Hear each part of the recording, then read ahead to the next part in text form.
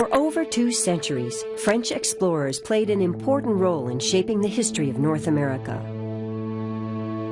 And even though they began their explorations a long time ago, France was pretty much of a latecomer when it came to world exploration. In fact, by the time France started sending out its expeditions, the nations of Portugal and Spain had been at work searching for a sea route from Europe to the far eastern ports of Asia for decades. For these countries realized that the first nation to discover such a route could not only grow rich selling European goods in the Far East, it could also sell valuable Asian luxury goods, such as silk, spices, jewels, and porcelain, in Europe for a huge profit. Before a sea route between Europe and Asia was discovered, goods from the Far East had to be transported on the backs of camels along what has come to be called the Silk Road. The Silk Road was made up of several ancient trade routes. It began here in the Chinese city of Xi'an and ended thousands of miles away at ports on the eastern shore of the Mediterranean Sea. Transporting goods on the Silk Road was slow. Besides that, camels could carry only about 200 pounds, that is 91 kilograms, worth of goods. In contrast, a sailing ship could carry thousands of times as much and move it a lot faster. One of the first Europeans to become interested in finding a sea route that would bypass the Silk Road was Prince Henry the Navigator of Portugal. Back in the early 1400s, Prince Henry assembled a group of talented people to develop the new ships, mathematical skills, and navigational devices needed to carry out long-distance exploration.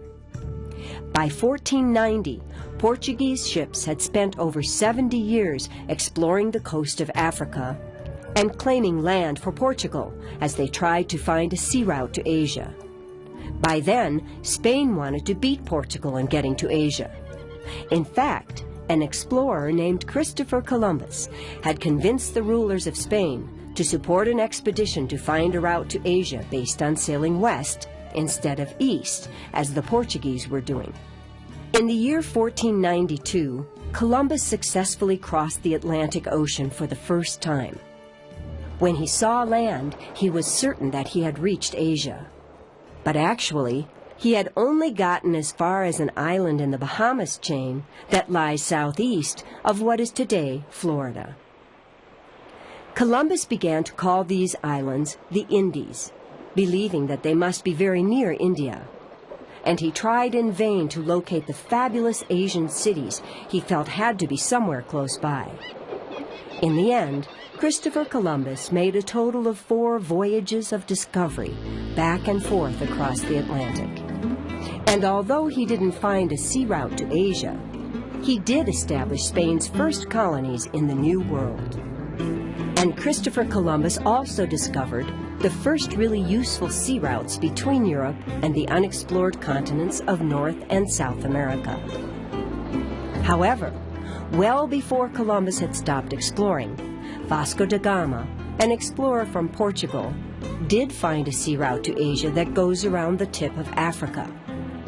Da Gama's voyage took place in 1497 and 1498.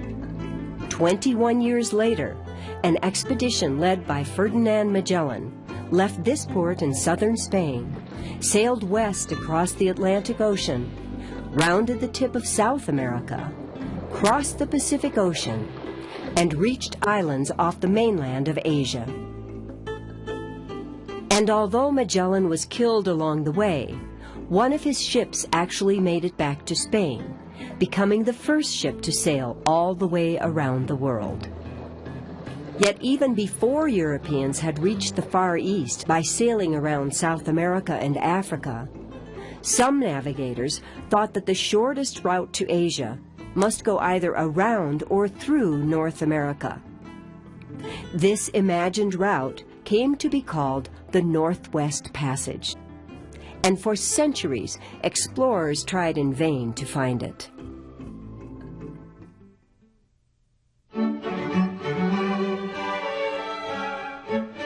The first explorer actively to look for a Northwest Passage to Asia was a man named John Cabot, and his explorations began a few years after the first voyage of Christopher Columbus. Like Columbus, Cabot was born in the Italian city of Genoa. As a youth, he learned navigation and map-making here in Venice. And from Venice, Cabot sailed in trading ships that visited Silk Road ports along the eastern shores of the Mediterranean Sea. John Cabot dreamed of finding a direct route to the riches of Asia, a route that would make the Silk Road obsolete. And he expected to find it by crossing the chilly waters of the North Atlantic.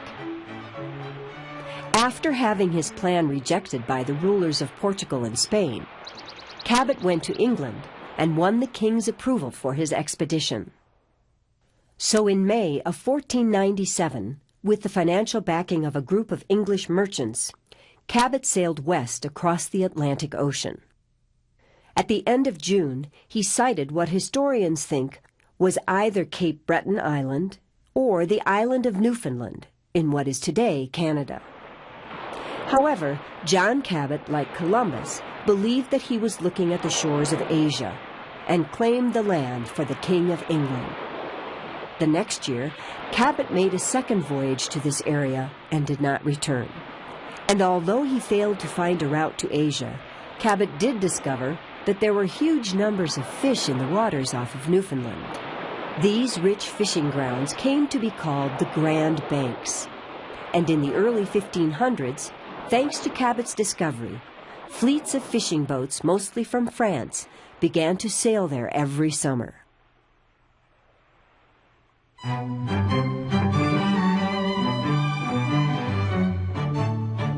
By the time France set out its first official expedition to explore North America, only the nation of Spain had established colonies there.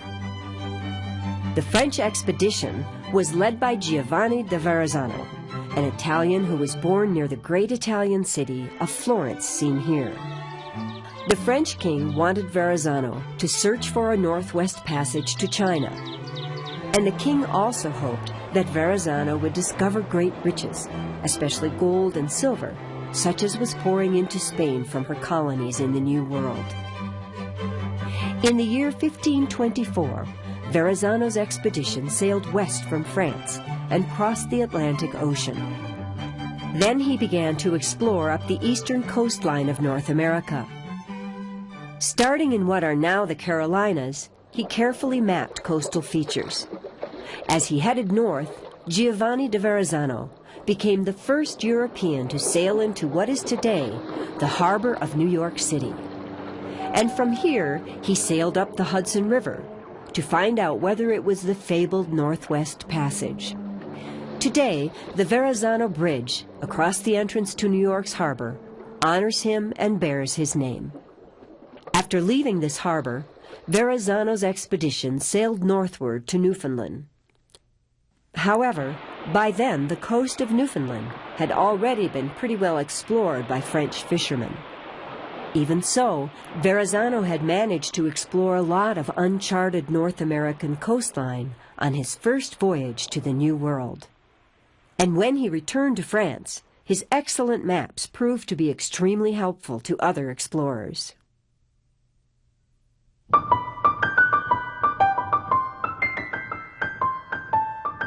One of the most important of the early French explorers was a man by the name of Jacques Cartier. Cartier was born here, in the fishing town of Saint-Malo in France, right around the time Columbus was planning his first voyage across the Atlantic. It is believed that as a young man, Cartier had accompanied the fishing fleets that left France each summer for Newfoundland. The French king, Francis I, asked Cartier to look for gold and other precious metals in the New World, and also to keep searching for a northwest passage to Asia. And in April of the year 1534, Cartier's first expedition left the harbor of Saint-Malo and sailed across the North Atlantic. In May, when Cartier reached the waters off of Newfoundland, they were still choked with ice. But after a while, the ice melted, and he was able to sail along the coast of what is today Labrador on the mainland of Canada. Labrador was the place where 1,000 years ago, Viking settlers from treeless Greenland would sometimes come to get wood for their buildings. And by the time Cartier explored the rugged coast of Labrador, Portuguese fishermen had already established whaling stations there. From Labrador, Cartier sailed south, exploring a large body of water he named the Gulf of St. Lawrence. And eventually, he landed in a forested area on the mainland of Canada, now called the Gaspé Peninsula. Here, Cartier met Native Americans and then claimed their land for France. When he returned to Europe that fall, he even brought 2 young Indian brothers back with him. Cartier made a second voyage across the North Atlantic the next year in 1535. It was on this expedition that he sailed up one of the largest and most important rivers in North America, the St. Lawrence River. Cartier sailed far up this river until rocks and rapids prevented him from going any further. The rapids were not far from a hill he named Montreal, or Royal Mountain, where a large city of that name, Montreal, now stands. His expedition spent the winter at a place on the river the native people called Quebec. Here they suffered great hardships throughout the long months of snow and severe cold, and many men did not live to see France again in the spring. However, that winter the explorers learned about a fabled place called Saguenay from the local Indians, where they were told jewels and precious metals could be found in great abundance. So when Cartier made his final journey to Canada in 1541, he eagerly, but unsuccessfully, searched for the riches of Saguenay. He also tried but failed to establish a permanent French colony in the Canadian wilderness. And so he returned to France the next year. And after his explorations were done, Jacques Cartier spent the rest of his life in comfort here at his manor house, not far from the sea.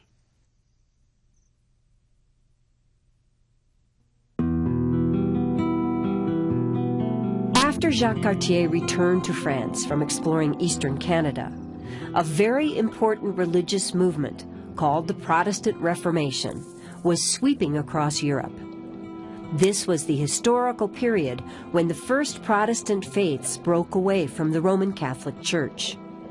In traditionally Catholic France, members of one Protestant sect, called the Huguenots, had gained political power at that time. But by the mid-1500s, French Protestants were being brutally repressed by the Catholics, and their land was being confiscated as well. However, this man, Admiral Gaspard de Coligny, was able to convince the King of France that a colony should be established in North America. It would be a place where Huguenots could escape religious persecution, and that also would serve to block Spanish expansion in the New World. In 1562, this man, Jean Ribault, sailed across the Atlantic to find a site for the French colony. He selected an area of densely forested land in what is today northeastern Florida. The land was located here on the banks of the St. Johns River, not far from the Atlantic Ocean. And even though Florida had long been claimed by Spain, Ribault decided to erect a marker like this one, boldly proclaiming the land to be a possession of the King of France. 2 years later, around 200 people, mostly Huguenots, came ashore here and established the French colony known as Fort Caroline. Life was extremely difficult for the French settlers in the subtropical wilderness of Florida, and soon widespread hunger and illness gripped the colony. But the next spring, 600 additional colonists and soldiers sailed for Fort Caroline from France. And their ship arrived in Florida just as the settlers were getting ready to abandon the colony. But by then, the Spanish, who were Catholics, had learned about the Protestant colony and had responded by installing a military outpost a little to the south of it. They named their outpost in honor of St. Augustine, and the city that grew from it is now the oldest colonial city in the United States. It was from here in St. Augustine, in the year 1565, that 500 Spanish soldiers marched to attack the French at Fort Caroline. And in the battle that followed, nearly all the men of the colony, about 120 of them, were slaughtered, mainly because they were Protestants. A short time later, another 350 Frenchmen died at the hands of the Spanish after their ship was wrecked in a hurricane as it sailed to attack their base at St. Augustine. And after the destruction of Fort Caroline, it would be another 40 years before people from France attempted to found a colony in North America again.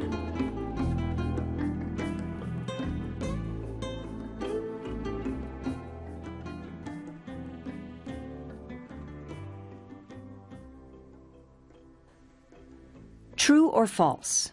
The Silk Road was an ancient trade route between Asia and North America.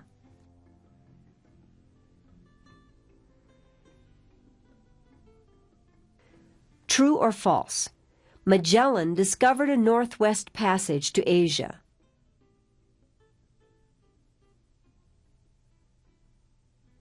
True or false? Giovanni da Verrazzano was the first European to sail into what is now the harbor of New York City. True or false? The city of Montreal got its name from Jacques Cartier.